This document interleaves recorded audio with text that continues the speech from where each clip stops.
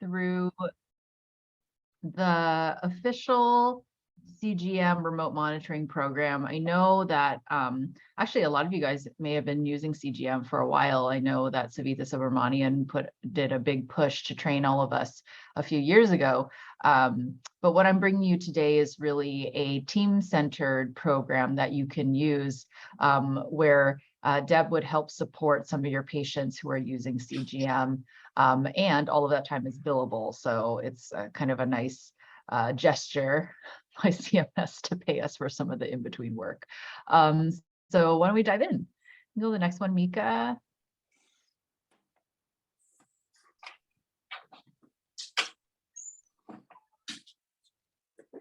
There we go. Okay, so again, remote patient monitoring in general is use of devices to remotely collect and send data to the care team for action on their care.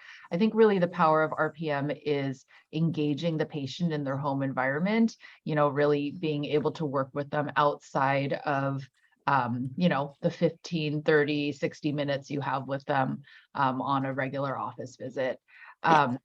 And, we're hoping that this works well for a certain subset of patients and might even, replace some in-person care, especially for simple things that would really just be a data check-in. Go to the next one, Mika. Okay, so this is what we're going to cover today. It's provider-centric training. Deb, who will be supporting you, has already had the RN/RD focus training. And then eventually when you guys get an RN and he or she or they are trained up, this is part of the onboarding now for all new RNs.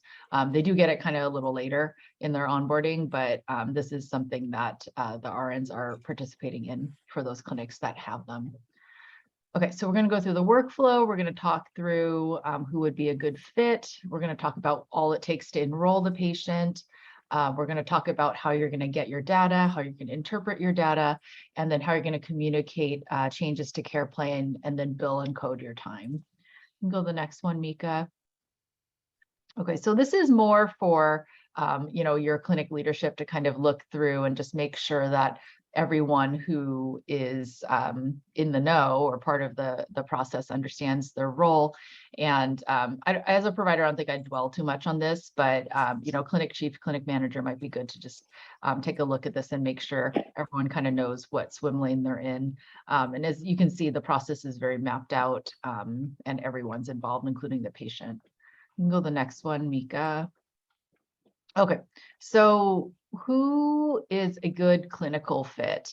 And I want to make a delineation between clinical appropriateness versus insurance coverage, because those things are not quite overlapping yet. I mean, it's hopefully with time it'll get better.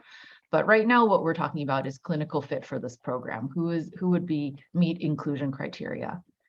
So patients who are eligible for this program, which is again supported by the team in your clinic, have type 2 diabetes. Obviously, CGM is standard of care for type 1 diabetics.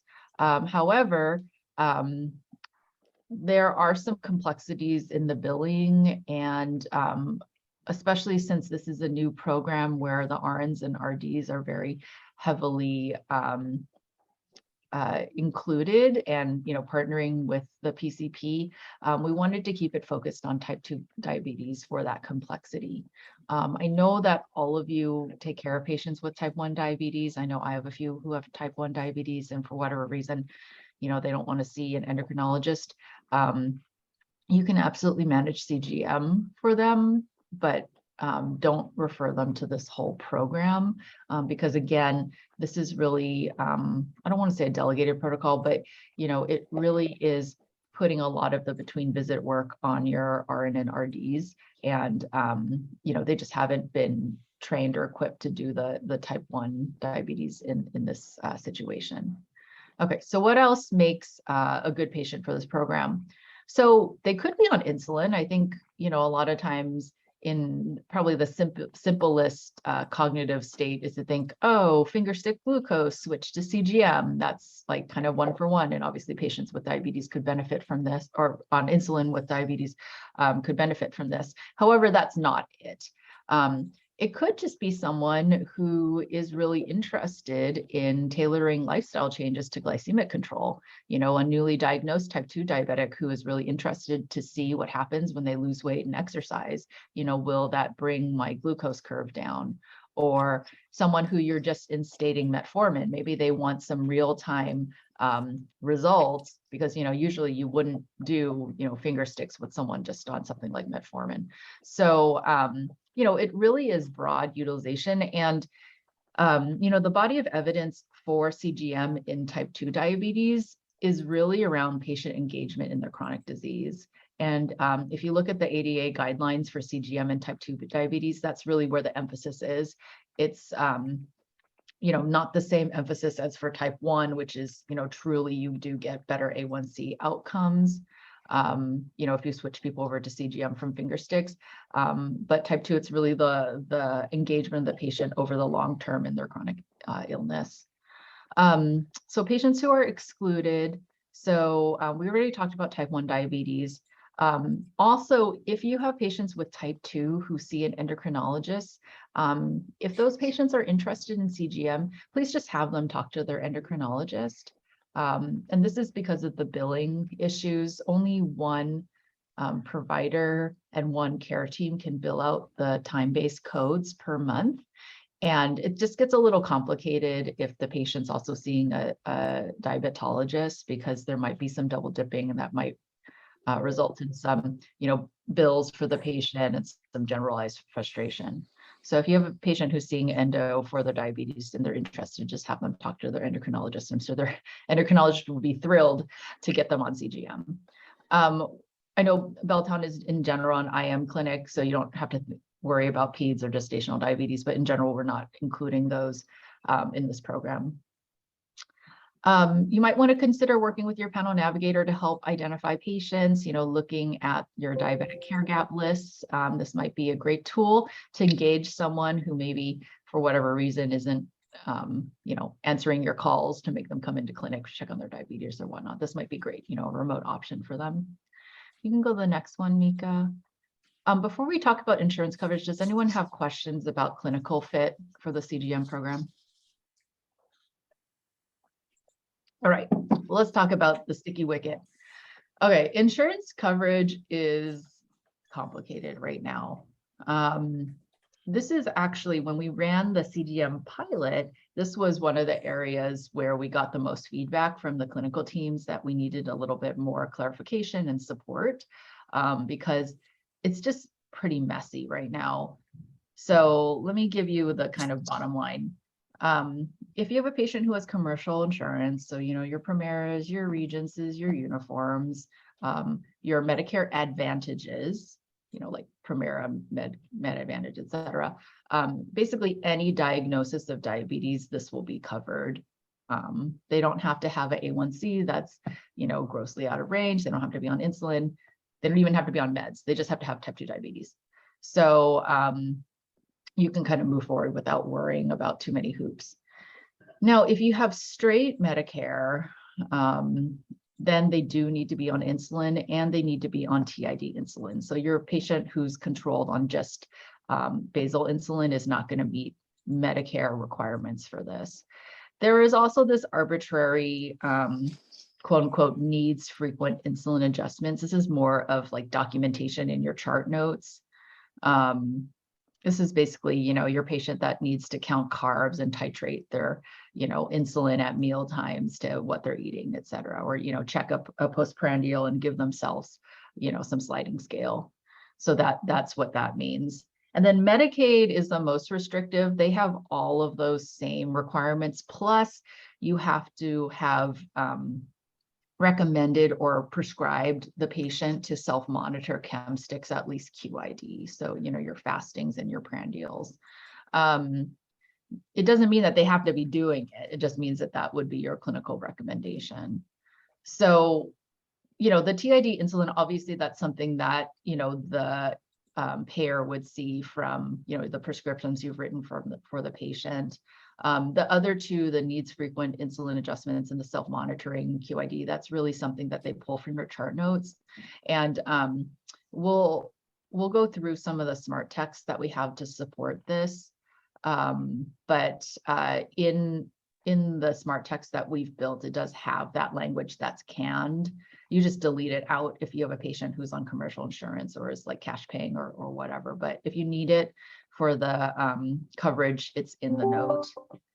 Now let's just talk about self-pay though, because frankly, this might actually be the option that your Medicare and Medicaid patients might actually choose, because it's not actually that expensive, especially if you're doing this for someone who, you know, say just got diagnosed with type 2 diabetes and, you know, is interested in seeing what starting the metformin does, or is interested in seeing what a low carb diet does to their control. You're not going to put them on CGM for the rest of their life. You know, this is someone that you might want to do 2-month trial, you know, just to kind of get them engaged in their care, get them some positive reinforcement, et cetera.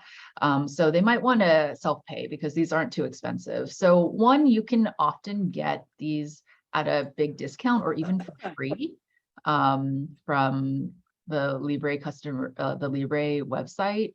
In fact, I have a patient who's on Medicaid who developed type 2 diabetes after her 3rd pregnancy.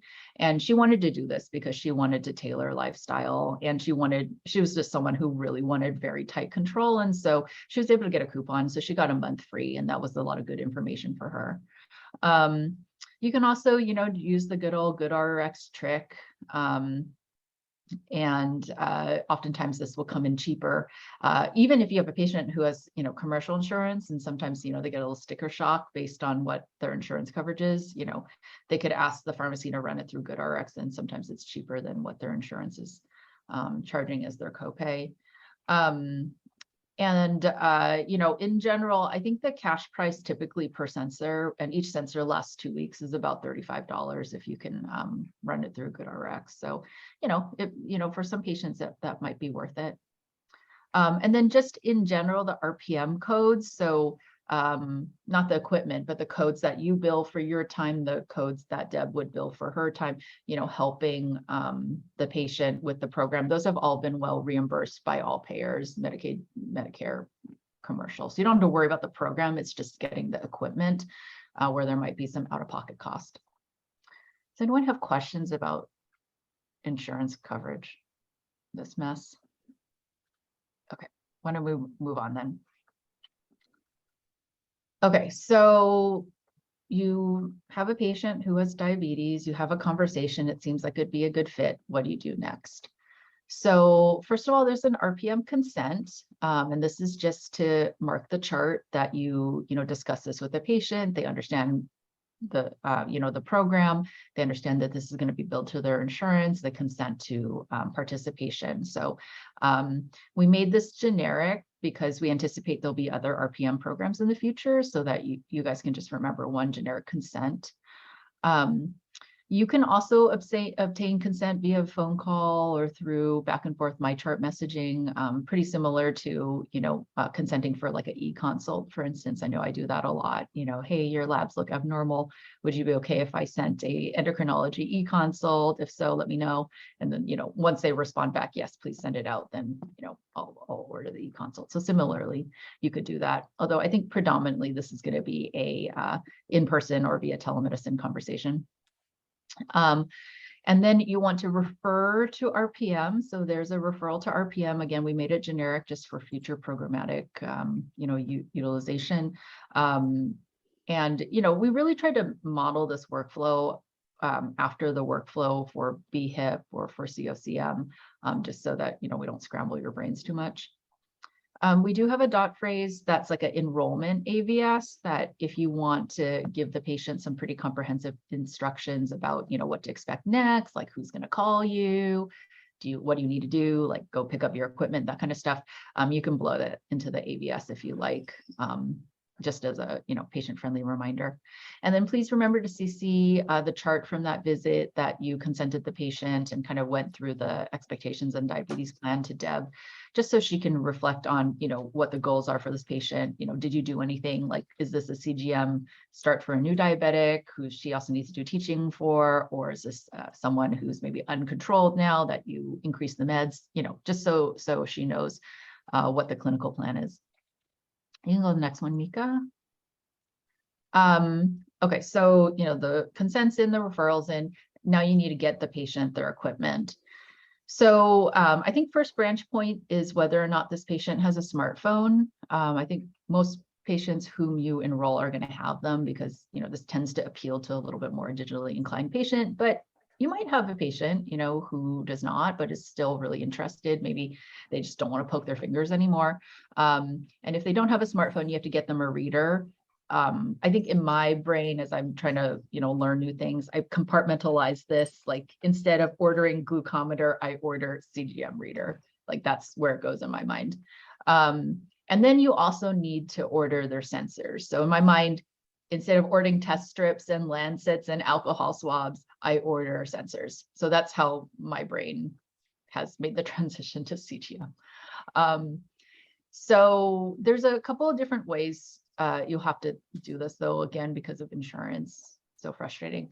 But for commercial insurance and for Medicaid, this is just like a medication. This is just like ordering your typical glucometer supplies. You just type it into the orders, comes up like a med, you put in your quantity, et cetera, and you sign it, and it ERXs to the pharmacy that the patient wants to pick it up at. Medicare, unfortunately, this is a DME benefit. So not only do they need a order from you, they also need this DME form. And again, we built these smart texts to kind of help walk you through it. And it's in a disappearing tip in the smart text, the actual link to the form. So you can just click it and it'll bring up the PDF, and then you can print that and fill it out too. Mika, why don't you go to the next slide so it shows the orders? Thank you. So these are the orders that are in Epic. You can see the top left one. I'm sure it's really small on your screen, but the top left one is the reader. The bottom right one is the sensor. And so I don't like scramble my brain too much when I have a Medicare patient that I'm going to try to get insurance coverage for. I just use the same order, but I just print it. Like instead of the button for like ERX, I just switch it to print, and then I hard sign it and I give it to the patient. I tell them it needs to go to a medical supply company. So like in my mind, again, how do you learn something new? I put this in the pot of my brain that thinks about TED hose. I don't know why I order so much TED hose for patients, but I order a lot of TED hose for patients, and you have to hard sign it, give it to them, and have them take it to a medical supply company. And then, in terms of quantities, I think, for most patients, you're probably only going to be ordering 2 sensors at a time with maybe 1 refill on it. Again, I think the predominant clinical situation is going to be type 2 diabetes that you're doing some monitoring because you changed the care plan. Maybe if you have a patient who is on insulin that wants to switch over, you might give them, the 3 months worth. So 6 sensors with, 4 refills on it to just get them through the year, similar to how you would fill, their lancets or their, test strips for the year. But probably most of the time you're just going to be doing like 2 sensors and 1 refill. You're going to go to the next one, Mika. Thank you. Okay, so you've done your part.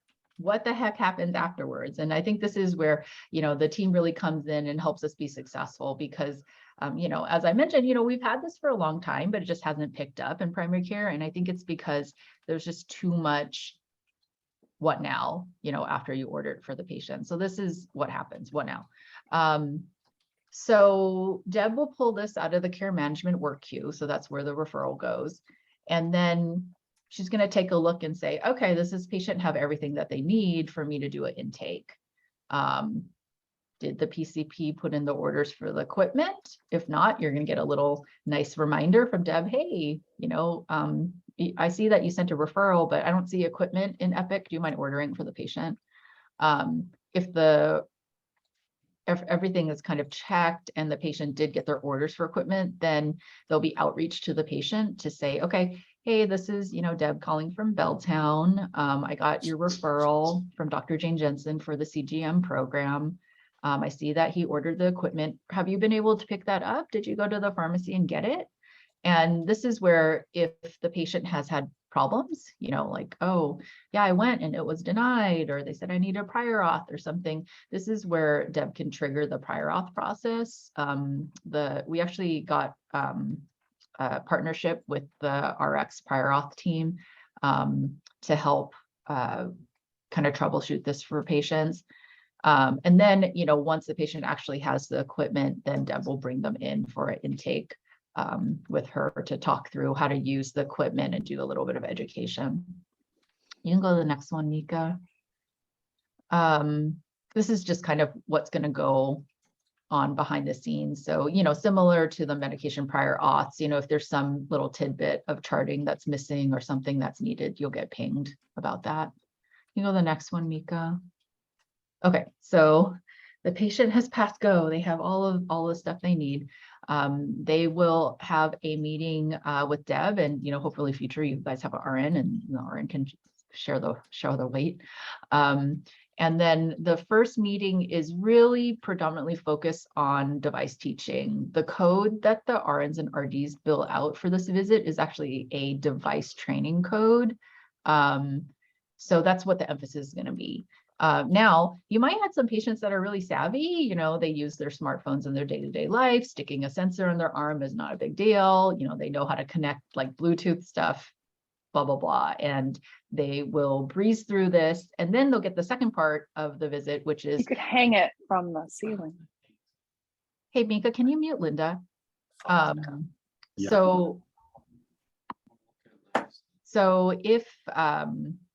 So if that part goes well and it's not too hard for the patient to learn how to use the device, then they'll move on to the second part, which is individual diabetic teaching, goal setting, reviewing the plan that you have with them, et cetera. And then just again, making sure that you are sending all information to Deb, who needs to know, what you're thinking in terms of directing the care plan for the patient. All right, so the patient's good. They've gotten trained. They know how to use their device. Everything's ready to go. They're going to start monitoring. You can go to the next one, Mika. So what's going to happen with data? So the patient will wear their monitor continuously and they'll upload data. And then Deb's going to start getting readings for you guys. Deb's going to go into LibreView, which is the portal where this data lives. Just asterisk, there is an IT intake to integrate LibreView into Epic. More to come on that. It hasn't gone through prioritization yet. But anyways, once that happens, then it will flow into Epic. Not now yet. Right now, we need manual labor to go into LibreView, pull the AGP reports, and then put them into Epic. There is a smart text that you'll get used to seeing that has kind of like a little quick blurb that has the key metrics pulled from the AGP report. So you can kind of eyeball it and be like, oh, GMI is 7.4. This report probably looks good, and I don't need to click on the AGP report right now. I can wait until I see the patient for follow-up, and then we'll review it together. Or, oh crap, GMI says 13. There must be something scary in this report. Maybe I should click the link to the actual AGP report and look at it and see if the patient's been having readings of 500 or something.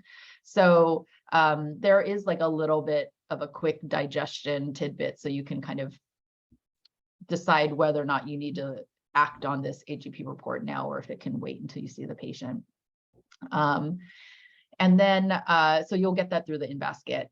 And then, you can decide how you're going to bill out the interpretation code. We'll go through that in more detail in a few slides, but you can bill it out then and there when you get the message if you want. I think a best practice is to review the AGP report with the patient and bill it out during that visit though. You can go to the next one, Mika. And then the other thing that the RN or RD will do is they'll input the key metrics from the AGP report into this diabetes flow sheet. It's named diabetes MA note. I don't know why it's named that. We just added it to this pre-existing one. Like most flow sheets, the first time you want to see it, you'll need to search for it, and then you can star it. And then if you start it to your favorites, then it will just pop up when you enter flow sheets. But you'll see these are the 3 key metrics that you follow in an AGP report. There's more information than that in the AGP report, but these are the key ones. GMI, time in range, and time below range. And we built this so that you can trend it. So let's say you have a patient who's going to do 2 months of profiling, and you're going to get them in 2-week chunks. Then you should have, 4 or 5 GMIs, and then you can kind of look at them over time. And we'll talk more about the metrics in a few slides. You can go to the next one, Mika. All right, so here it is, the AGP report. Are you guys familiar with this? Have you guys interpret these before? Yeah, they're pretty simple. But let's just do kind of a quick and dirty review. And then I do have some resources at the end of this deck where, for those of you who want a little bit more in-depth review, there's a link to Savitha's really good talk about how to interpret these and a little bit more of the evidence behind CGM. Okay, so this is what you're going to get scanned into the media tab. It'll also be linked into that message from Deb, so you don't have to go, searching around the media tab for it.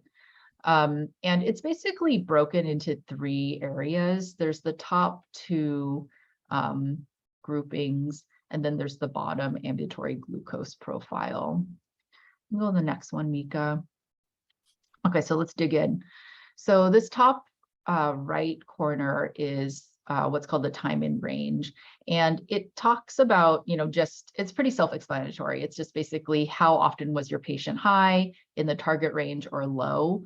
For most patients with type 2 diabetes who aren't on insulin, you're really just going to be focusing kind of on target range, time in target range. So, the goal is to be greater than 70% in your target range, and that is basically equivalent to an A1C of 7. So, you'll look at that green part of the bar. For patients who are on insulin, you will want to pay attention to time below range just to ensure your patient's not having hypos. And your goal is less than 4% there. You can go to the next one, Mika. Then it will be the upper left quadrant. This kind of has your key metrics in it. So there are a couple important things. One, it'll tell you the dates that this report encompasses, and you'll want at least 14 days of data to make a kind of valid clinical decision. If it's any less than 14 days, you probably don't have enough trending to change anything. And then also you'll want the patient to be compliant with data for at least 70% of the time, meaning that they had the sensor in their arm and they're wearing it, or they were actually syncing their phone or reader to their sensor.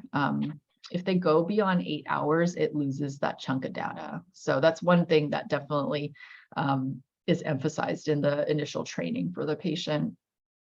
So you want to look at that. So do you have at least 14 days? And then are they scanning at least 70% of the time? Then there are some other metrics there, including mean glucose, but I think really the thing that's the most interesting is the GMI. And so the GMI is basically the calculated equivalent A1C based on the data you have in the report. So you can kind of extrapolate, hey, patient, great job. If you continue with your metformin and exercising 3 times a week, we would anticipate that your A1C would be 6.7 in about 90 days. Wouldn't that be cool? So, it's just something that helps the patient, with some positive feedback, positive reinforcement, because we know that A1C just takes a long time to change. And even if they're doing the right thing, there may be some frustration in the A1C number. The other thing that you want to look at is glucose variability. Again, this is mostly for patients who are on insulin. And you just want to look for less than 33%, and that'll, again, lessen the risk of hypoglycemia. You go to the next one, Mika. And then I don't have a picture of this, but basically the bottom is the ambulatory glucose profile. It's basically just a much better version of, the maybe TID, maybe more like daily, finger stick glucose that your patient brings in on their notebook. So it's just a better track, and you can identify some cool patterns. All right, so here's a simple rubric for, going through interpretation of AGP reports, especially good for those of us who are kind of new to interpreting these. So step one, make sure there's enough data to review. Is this at least encompassing 14 days and has the patient worn it for more than 70% of the time? Two, again, the evidence for CGM and type 2 diabetes is really patient engagement. So really the best practice is to review reports together with the patient. Sit down with them and identify, key points in the day. When do you eat? When do you exercise? When do you go to sleep? What time do you take your meds? And then look for patterns in the glucose profile. I think one of the common patterns we see is, this like post-dinner hyperglycemia, because for most people, that's their biggest meal of the day, right? So you might be able to use that to kind of help resort their meals, or rebalance their meals. And then based on looking at this together, make an action plan, document that in your note. There's a nice smart text, the interpretation note, and that if you use that note, then you'll hit all the billing criteria to bill out the AGP report interpretation. And then it also has some good care planning summaries there. So you can see that to Deb. So she'll know like, oh, okay, this patient was having, post-dinner hyperglycemia. You're going to try to decrease, the carbs in that meal and put that more in breakfast. And, metformin went up by another 500 milligrams or something. So, just make sure that you document that and share that so that Deb can help reinforce the plan with the patient. You can go to the next one, Mika. And then, so this is basically the tools that you could use for, documenting the in-between, so there is a dot phrase that the RN or RD will use. Not only will it, give them some documentation for, billing their time for when they're doing the lead review, report stuff. But, if they're doing some communication with the patient, et cetera, you'll see this note coming your way. Then there's, of course, your own interpretation note. And I'll show you, there's a billing grid in a couple slides. And just know that the AGP report can only be billed out by you once a month. It is 0.7 RVUs, so, it's kind of like a little nice gesture. You can do that with an E&M visit code as well. So, if you're billing your 99214 and you do this, you can just add this code on too. One little tidbit. So this right now is only available in charge capture in Epic. It's not available in the LOS box on the bottom. So just FYI, that's something that some patient, or we get a lot of questions about when people first go live. Just remember, you have to put it in charge capture. And then there's a treatment AVS as well, which is just kind of a nice AVS for if you're doing care plan management, you're changing something for the patient, you can use that in the AVS and just put in, whatever changes you're going to do to their regimen. And then, you'll communicate back and forth with your care team between visits, kind of similar to what we're used to for COCM, et cetera. You can go to the next one, Mika. This is that billing coding grid that I mentioned before. This is available. I'll show you where all of our resources live, and this is part of the general RPM job aid. But really the code that you'll be interested in using is the 95251, which is the interpretation code. The 95249, this is what Deb's going to use for that initial intake and training the patient how to use their equipment. The 99457 and 58 are used for billing time, and those can be used once per month. So one for the first 20 minutes and one for the second 20 minutes. So again, if you have a patient who, is going to need some coaching or some handholding or has a lot of questions, that time is billable additionally, as is the time that Deb's going to take to kind of get your data from the cloud and put it into Epic. So kind of nice to get reimbursed for that work. Go to the next one, Mika. Okay, so this is the big job aid we have. We'll share the links to where this lives. The resources are also broken down into individual links, but if you just want one source for all of your references, you can just print this thing and put on your desk or save the link. It's only 8 pages long, and it literally has everything for CGM in one spot. You can go to the next one, Mika. So here's a couple links for you guys. One, the top link is to Savitha's talk about CGM and our AGP interpretation.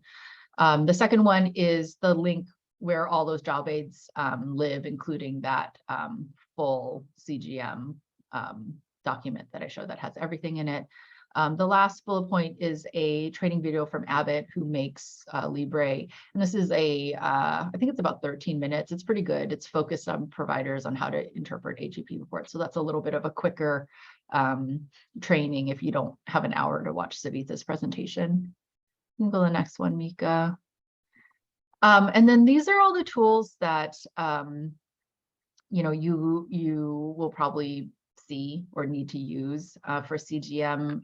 They are all in that big job aid as well. And one sneak peek, we do have Sergey working on a smart set that kind of aggregates all of the CGM tools, and some new stuff that's coming out with the Track My Health feature that's coming on September 27th. So more to come. We'll make a big announcement when that's live, and then that will be kind of a one-stop shop for all your resources. But until then, you can kind of refer to what's in the job aid. To the next one, Mika. Okay, questions. Hi, Crystal, it's Elizabeth. I have a quick question. If people typically sleep more than 8 hours a night, are we, like, if we're interested in their overnight sugars, are we having them set an alarm to scan to their phone? Yeah, that's a great question. Deb, do you have a good tidbit? What happens when patients say that to you in training? I just tell them I don't usually, I've seen that a lot of times, but I just try to tell them to scan as late as possible and as soon as they wake up, or if they get up during the night to go to the bathroom, like who doesn't, right? So it's easy. But yeah, oftentimes it really just reinforcing that scanning at least every 8 hours is super important to the best of their ability. Great, thank you. Yeah, there are some newer devices. In fact, I think the new Libre that, I don't know, Deb, you probably know better than me. I know Allison was telling me about this. Is a new Libre. The 3, yeah. Yeah. Mm-hmm. Yeah, the 3, I believe that the 3 is going, well, first of all, it isn't available except through endocrinologists at this point, but I'm sure this is changing on a daily basis. Yeah. The other thing about the 3 is they don't have, last I heard, they don't have readers available. That was approved so rapidly that Abbott was kind of caught unawares, and so they just don't have the goods. And I also think, but I'm not sure, that it may flow Bluetoothy so that they don't have to scan, but that may not be accurate. Okay. So more to come if we need to move to the latest and greatest device. But for now, unfortunately, we're kind of stuck here. But they are innovating to try to make this easier for patients. I have a question. For patients who we've kind of already been doing this for, are we able to use that charge capture for CGM interpretation, or do we have to refer to this program in order to do that? Yeah, so a couple of things. So you can absolutely use the CGM charge capture for things that you're doing, like if you're just interpreting AGP reports. The reason why we have the consent and the referral is for these programs, we're going to do what's called incident to billing. So we're basically allowing our nurses and our RDs to bill on our behalf, for like their time helping patients, with coaching and that type of thing. So if it's just you doing, AGP interpretation, and somehow you're a savvy provider who's been able to, go into Libre View and that kind of stuff, you don't have to do all the other stuff, and you can just fill out your once a month interpretation. Additionally, this is Deb. I do, if I go into a patient's chart in a diabetes education visit, and I blow the information and I'll capture it and put a screenshot it into my note if they have it, and I forward that to the physician. If they reference that, then they can use the billing code as well for interpretation.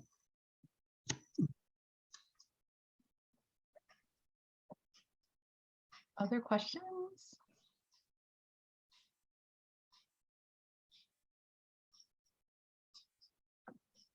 All right, maybe I'll just take this time to just do a public service announcement about Track My Health. Have you guys heard about this yet? I know Sergey's kind of making the rounds and the chiefs heard about it last week. So there's a feature in my chart called Track My Health that allows patients to directly input biometric data into my chart, and then it thus flows into the patient reported vitals. So we have been working on turning this on and it's going to go live September 27th. It's going to be in the Epic newsletter that week, etc. And I think that the emphasis is really on making it easier to take care of chronic disease and at the same time not overwhelm providers with crazy in-basket stuff. So let me just say a couple things. One, patients cannot access this unsolicited. You have to order it for patients. So if you don't want to use it, or you don't think it'd be a good fit for the patient, or you think this patient's going to be crazy and it's going to try to send you like a million unnecessary things, then don't order it for them. The second thing is we limited it to only 5 metrics. So it's pulse, blood pressure, weight, O2 sat, and glucose. So they are not going to send you like their pedometer steps or their, I don't know, sleep tracker or whatever other crazy things Apple Watches watch these days. So it's really only those metrics. We may consider to add more in the future, but we'll have to go through a whole process of vetting before doing that. The third thing is you can customize all the orders. So if you really don't want to hear that a blood pressure is high unless it's above 190 systolic, you can set the top number to that. So you can basically get as much or as little data as you want. Also, the metrics are throttled, meaning that there's an upper limit that patients can send, and for most of them it's set at 1 or 2 readings. So when you get the reports, there's not going to be like 50 readings from one day in there. So anyway, so we're really sensitive to, provider burnout, in-basket overwhelming, but at the same time, we do want to make chronic disease management easier.